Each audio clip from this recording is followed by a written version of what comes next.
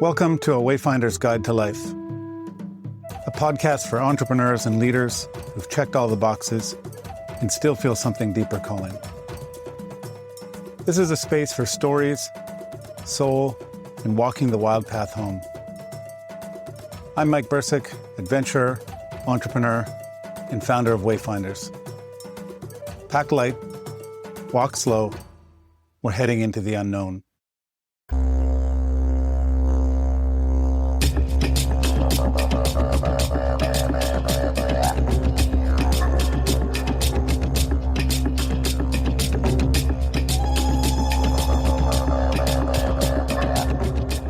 Welcome to episode 1 of A Wayfinder's Guide to Life. This first season is called The Wayfinder's Journey, a 10-episode arc that follows one of the oldest and most powerful stories we know, the hero's journey. Or, if it feels more fitting, the heroine's journey.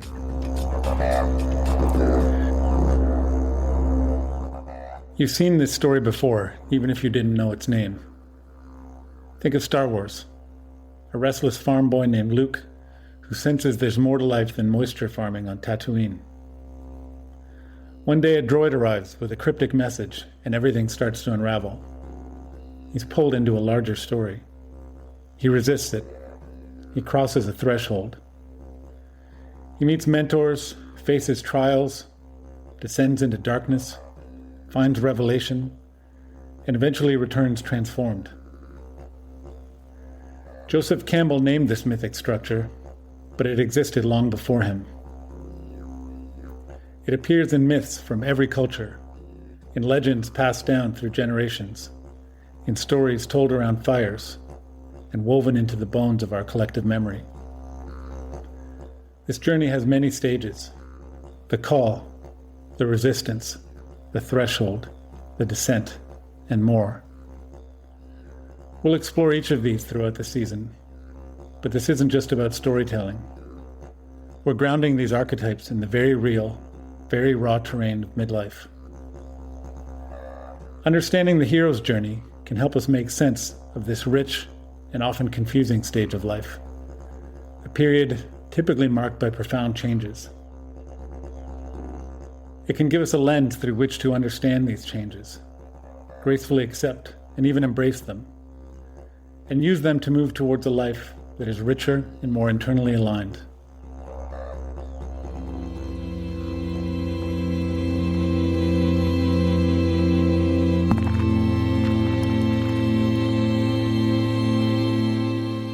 The goal of this hero's journey, the Wayfinder's journey, is to move towards a life with greater alignment between our inner and outer lives, so that our external lives, our relationships, our work, our free time, our spaces, more closely align with and reflect our innermost experience, desires, and beliefs. Through this 10-episode journey together, we'll explore how we can use this framework to find our way to a life that feels uniquely our own. A very personal life, as I like to call it. A life lived not by the dictates and expectations of others, whether from the present or the past, but one that is in deep alignment with our core being. This is not a journey of days or weeks. It may be a journey of months, but is more likely a journey measured in years. It is a patient journey, but it is the most worthwhile journey we can undertake. As the writer Anais Nin wrote, "And the day came when the risk to remain tight in the bud was more painful than the risk it took to blossom."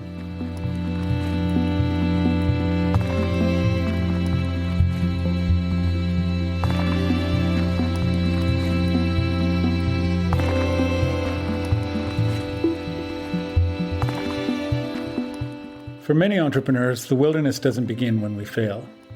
It begins when we succeed. When the life we've worked so hard to build no longer feels like home. When the old definitions of success start to ring hollow. When the quiet voice inside begins asking questions we can't ignore. It always begins with a rupture, a whisper, a crack in the familiar. While we often imagine the hero setting off with a sword and a prophecy, the real journey, especially in midlife, starts differently. It begins with something quieter, something harder to name. That's where we'll start this season, in this episode, with the call. This is the first point of the journey, the moment that begins it all. The call is when you first start to realize that the life you're living isn't enough for the deepest part of you. The call rarely shows up how we expect. It typically shows up in disguise. There's something uniquely disorienting about that first flicker of misalignment. A conversation you can't stop thinking about. A restlessness that no vacation can cure. A question that lodges in your gut.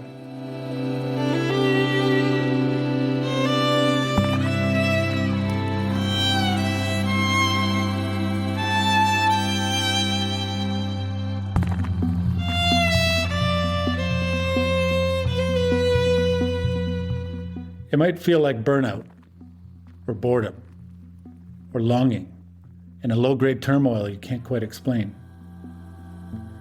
We tend to rationalize this ache away. We optimize it, plan around it, outwork it. But what if it's not a problem to solve? What if it's a sacred invitation?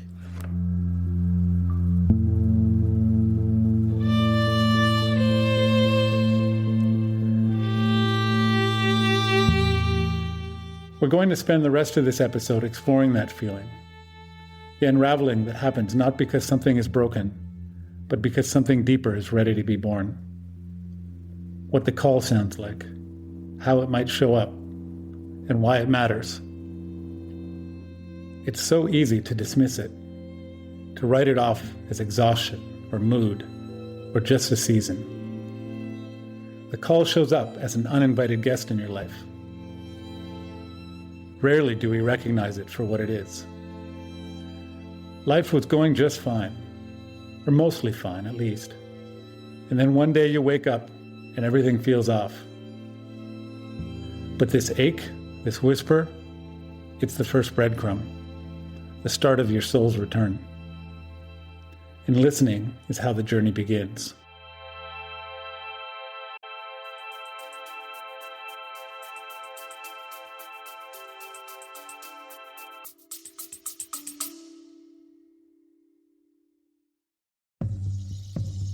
Hey, quick pause for something important. If you're enjoying this conversation, if something in the show is resonating, I'd love to ask a small favor. Go ahead and hit pause and make sure you're following or subscribed to the show. That way you won't miss some amazing upcoming episodes. Go ahead, I'll wait.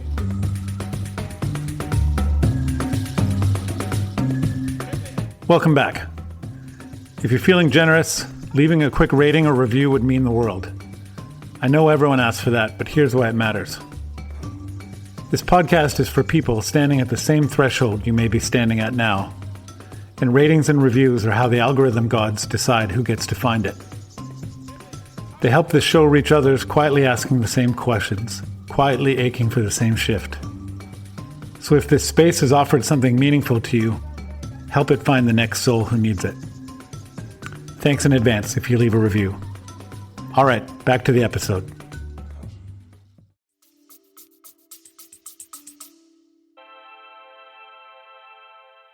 I want to take you back to a moment in my life. Not dramatic on the surface, but quietly seismic underneath. It was 2013. I was living in the same West End Toronto home I live in now, with my then wife, our 3-year-old twins, and their 5-year-old sister. I was running a company I'd built from scratch, leading high-end mountain bike trips across the globe. Outside and National Geographic Adventure had named us the world's top mountain bike tour operator. Growth was relentless. 2 or 3 new trips every year, 40% expansion year over year. To the world, I was thriving. A founder, a father, a man who had checked all the boxes. But something inside me had gone quiet. My mountain bike, once my passion and playground, now sat in storage. My days were consumed with meetings, spreadsheets, and the slow erosion that comes when your work no longer sings to you. The company I built at 25 no longer fit the 42-year-old version of me.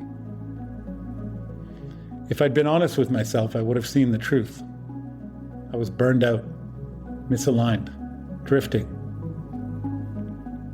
My relationship to my company was misaligned, and if I'd been even more honest, I would have admitted that my relationship with my wife was deeply unsatisfying for both of us.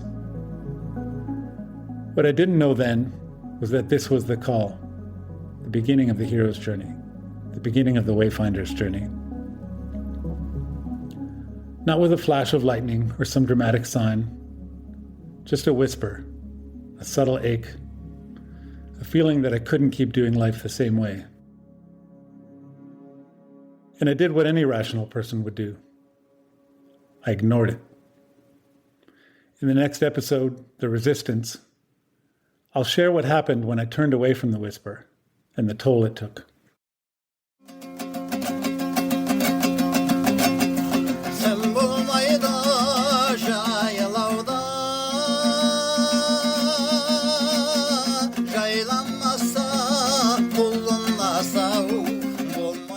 I've seen this same ache, the same call, show up again and again on Wayfinder's Adventures, where I guide entrepreneurs into wild, remote places designed to stir something within. Often it surfaces in stillness, a jungle trail, a fire under starlight, a long stare into a glacier's blue silence. That inner whisper begins to rise, that subtle knowing.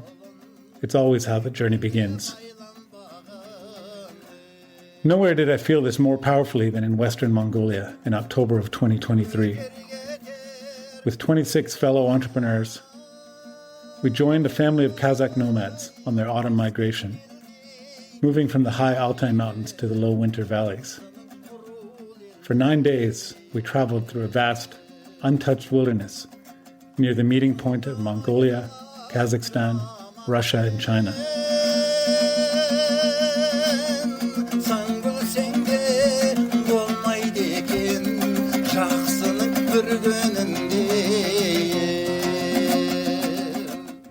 Here, movement is a way of life.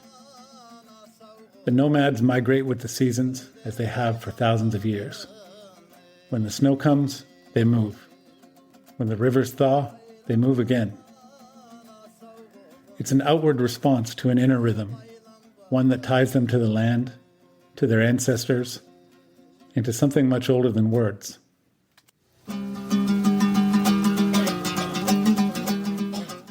They live in fierce harmony with the earth and their animals.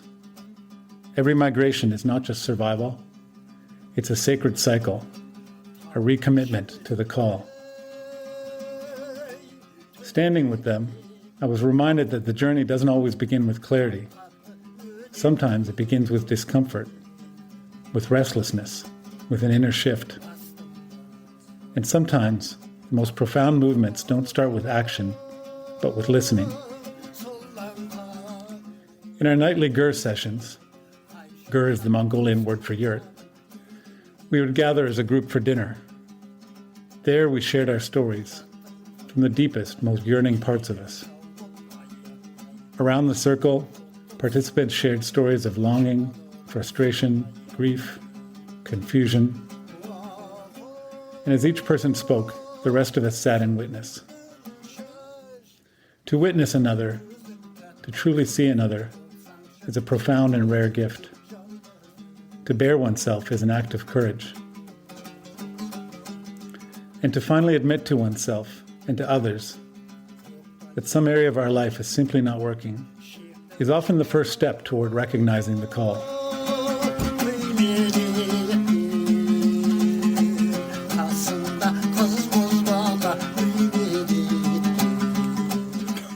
Whether it's subtle or shattering, the call is always an invitation. Not to burn everything down, not to pivot your business overnight, not to rebrand or reframe or relaunch or sell, but to come back to yourself. To pause long enough to hear what's true underneath the noise. to tell the truth, even if only to yourself, especially to yourself. To stop performing a version of your life that looks right from the outside, but feels off on the inside. The call asks for honesty, not drama, presence, not performance. It asks for us to stop pretending, to stop numbing, to stop overriding, and to start walking with the part of you that's been quietly asking for more.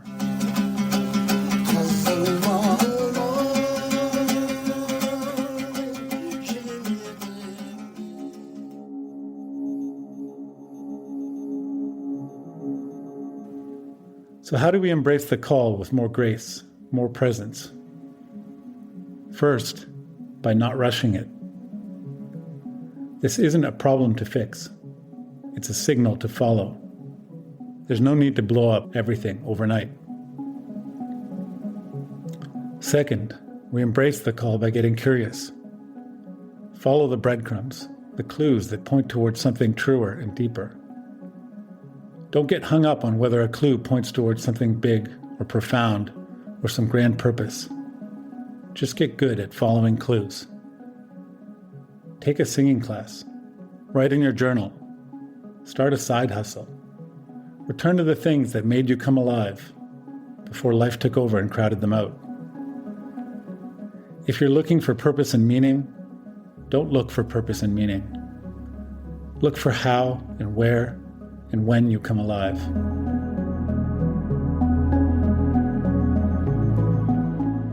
When we answer the call, we don't know where it will take us. And that's an inherent part of the Wayfinder's journey. Some clues will be side trips. Rarely are they dead ends. At the very least, they point us where not to go. And finally, embrace the journey by surrounding yourself with people who can hold the silence with you. Not try to fill it or fix it, just be in it. Because you don't need advice. You need space to listen, to feel, to remember. And here's the amazing thing. When you get curious and start following breadcrumbs, you inspire others to answer their own call and begin their own Wayfinder's journey. And then you have others to walk the journey with. The hero's journey is often portrayed as a solitary journey, but it needn't be a lonely one. Luke had Han and Leia and Obi-Wan and many others. When you answer the call, others will answer their own. With each episode, I'll invite you to go deeper with prompts, exercises, and reflections you can do on your own time. For this episode, here are 3 questions to sit with. Write them down in a journal. Sit with them. Let them inhabit you. Answer them when you have space and stillness. Or just allow them to bring up more questions. Where do you feel the ache for something deeper? What part of your life no longer feels alive? What does your soul want you to hear right now? You'll also find these prompts in the show notes. Or try this right now. Place your hand on your chest. Breathe deeply. And ask, what's whispering in me today? No pressure to solve anything, just courage to listen. As you begin your journey, pay attention to your body. Feel when it constricts and when it expands. These are your clues, your breadcrumbs. Treat your body as an active participant in the journey, an advisory board. There is so much wisdom inherent in the body. I'll leave you with a few words from the poet Rainer Maria Rilke, who walked this path in his own unique way. You must give birth to your images. They are the future waiting to be born. Thank you for listening to The Call. This is the beginning of the Wayfinder's journey.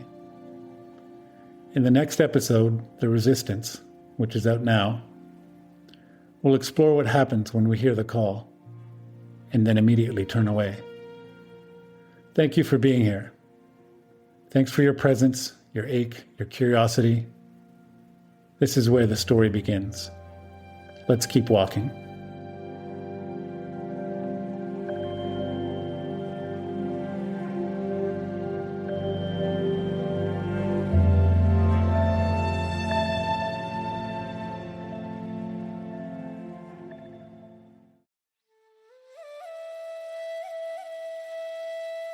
Thanks for walking a while with me today. If this conversation stirred something in you, I'd be honored if you take a moment to leave a review in your podcast platform.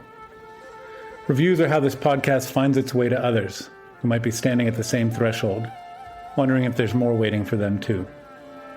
And they're a great way to make a deposit into your karmic bank account.